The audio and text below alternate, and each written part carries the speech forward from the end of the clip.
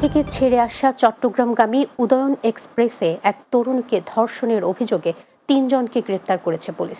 গ্রেপ্তারকৃতরা ট্রেনে খাবার সরবরাহকারী প্রতিষ্ঠান এসএ কর্পোরেশনের কর্মী বলে জানা গেছে। এ ঘটনায় ট্রেনে গার্ড আব্দুর রহিমকে সাময়িক বরখাস্ত করেছে রেলওয়ে। গ্রেপ্তারকৃত ৩ কর্মী হলেন মোহাম্মদ জামাল, মোহাম্মদ শরীফ ও মোহাম্মদ রাশেদ।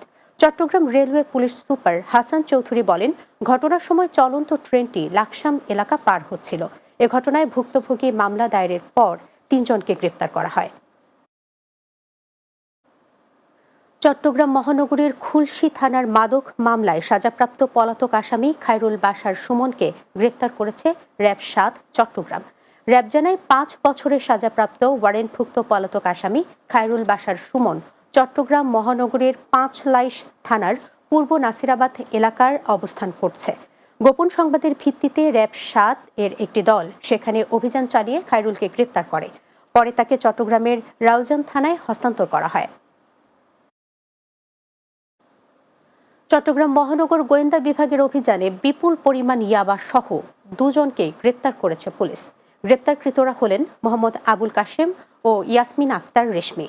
চট্টগ্রাম মহানগর গোয়েন্দা উত্তর দক্ষিণ বিভাগের অতিরিক্ত উপপুলিশ কমিশনার শেখ সাব্বির হোসেন জানান, যাত্রীবাহী বাস থেকে আটকের পর তাদের কাছ থেকে ৫,২০০ পিস ইয়াবা জব্দ করা হয়। তাদের বিরুদ্ধে আকবর শাহ থানায় মাদক আইনে মামলা করা হয়েছে।